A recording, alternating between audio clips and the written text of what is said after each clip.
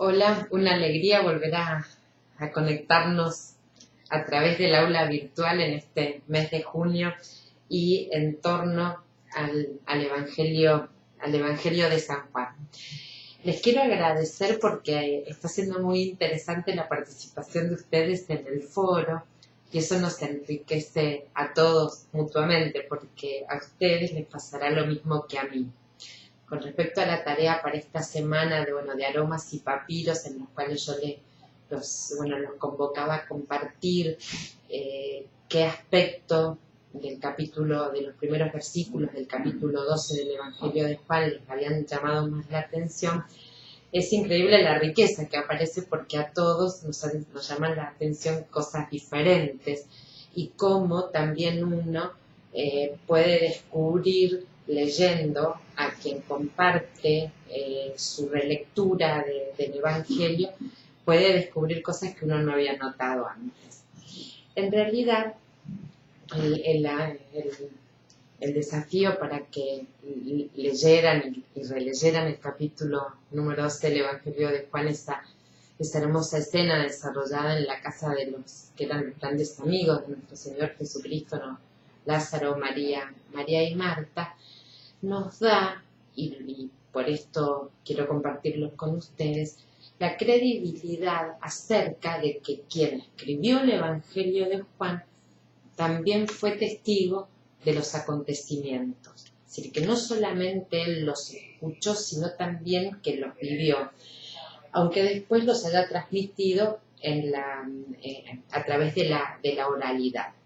¿En dónde se demuestra esto de que quien escribió el Evangelio de Juan, al menos en su primera versión, como ya han visto en el material de clase que ha habido sucesivas reescrituras, al menos 3, ¿en qué se basan los teólogos, los sabios del texto sagrado para decir esto? En esto.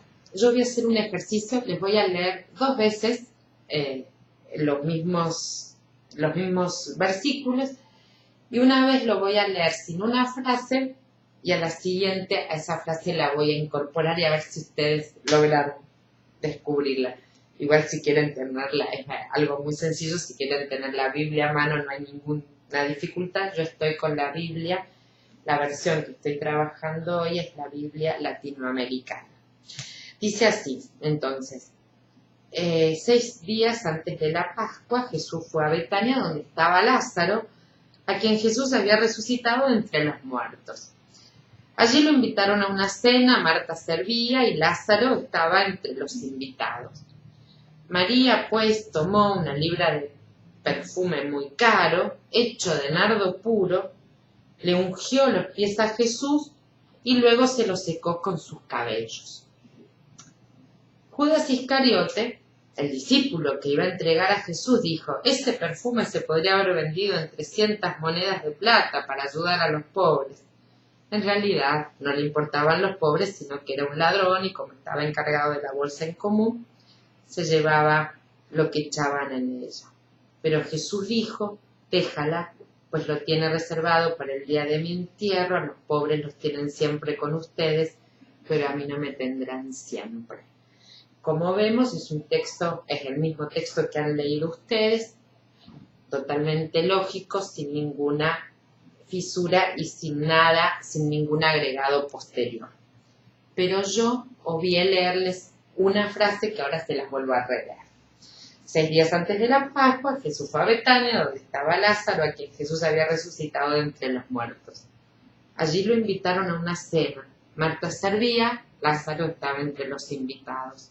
María, pues, tomó una libra de perfume muy caro, hecho de nardo puro, le ungió los pies a Jesús y luego se los secó con sus cabellos, mientras la casa se llenaba del olor al perfume. Todavía la tecnología no nos permite compartir los perfumes a través de los dispositivos virtuales, ¿no? Los nuevos dispositivos tecnológicos. Es así, como dice el texto, está relatado, la casa se llenó de perfume. Si yo les preguntara a ustedes, si yo les pudiera preguntar a ustedes y ustedes responderme al mismo tiempo, ¿qué olor están sintiendo ahora? A ustedes se le agolparían en su mente y en su corazón una infinidad de olores. Los olores de los patios de nuestras abuelas, el olor a alguna comida, el olor a alguna casa, el olor al perfume de alguna flor, el olor al perfume característico de alguna persona. Los olores el olfato es uno de los sentidos más primitivos, ¿no? Que, perdón la expresión, pero que más nos impactan, digo primitivo en ese sentido. Es decir, el impacto del olor nos invade, tanto los olores agradables como los que no lo son. Quien escribió el Evangelio de Juan dejó el registro de lo que aconteció en la casa de María, de Lázaro y de Marta. El registro de lo acontecido, de la discusión acerca de los pobres, que alguien preguntaba en el foro qué significa esta expresión, si es que dice Jesús siempre habrá pobres entre nosotros.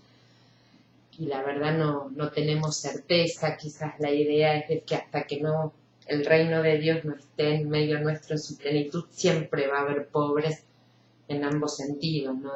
Por un lado la pobreza material de las personas que viven en la exclusión, pero al mismo tiempo de aquellos de la pobreza espiritual de este mundo en el cual vivimos. Junto con toda esta escena, aparece esta sensación de quien estaba ahí y que quedó en su mente y en su corazón registrado 90 años después o 70 años después, que en ese momento la casa se llenó del perfume del nardo. Esto nos da la certeza de que quien escribió el Evangelio o lo escuchó de primera mano, fue también testigo de esta escena. Porque es algo muy íntimo, porque uno solamente sabe las sensaciones que a uno le recorren o qué cosas uno recuerda de determinadas situaciones. Y una de las cosas que en general tendemos a recordar siempre justamente son los olores que nos rodean o aquellos olores que por determinada situación nos impactaron. Después esta imagen del olor fragante a mí me parece importante, la podemos conectar con el apóstol Pablo. Él va a decir que la vida de los seguidores de nuestro Señor Jesucristo estamos llamados a ser un olor fragante, para vida para los que creen y para muerte para aquellos que no creen. Si nuestra vida también deja un aroma, así como lo va dejando el Evangelio de Juan.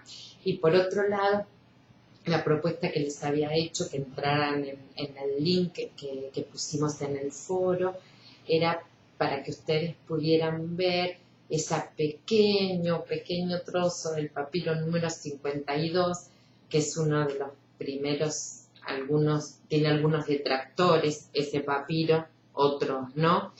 Detractores en el sentido de que algunos creen que no es del Evangelio de Juan, pero la mayoría opina que sí que es del Evangelio de Juan, porque justamente el Evangelio de Juan queda en el canon por el gran cariño que en la comunidad primitiva tuvo este texto. Ustedes lo mencionan muy bien cuando compartieron la tarea pedida la semana pasada, de cómo los primeros padres de la Iglesia ya hay un registro del Evangelio de Juan, de la riqueza del Evangelio de Juan. Si podemos decir en esta semana, si aromas y papiros, también nos faltaría una palabra significativa que está en todo el material que está puesta en el aula virtual, es la palabra signos. El Evangelio de Juan va a estar, a diferencia de los evangelios sinópticos que desarrollan o cuentan o relatan diversidad de milagros, el Evangelio de Juan se va a estructurar en torno a 7 milagros que no los denomina milagros, sino signos o señales señales que van indicando el camino en Jesús hacia Dios.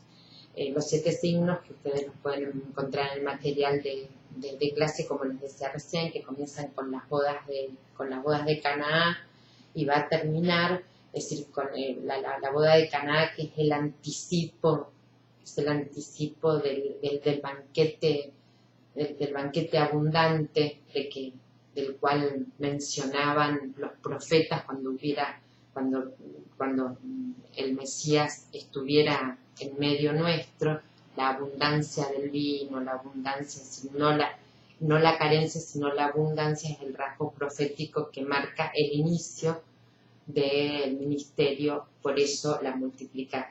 Por eso, bueno, la transformación del agua en vino. Uno tendría a pensar, ¿no? Muchas veces no habría sido necesario a lo mejor otro gesto, otro signo, algo que pareciera ser un tanto no importante, que en una fiesta se acabe el vino, pero es justamente esto lo que marca las bodas, el signo de las bodas de Caná, es que el reino de los cielos ya está en Jesús, porque donde está Él hay abundancia.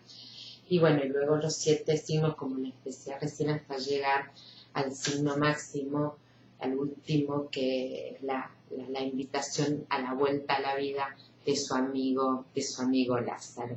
Nosotros estamos llamados a ser aromas de Jesús, también estamos llamados a ser signos visibles en este tiempo de su luz.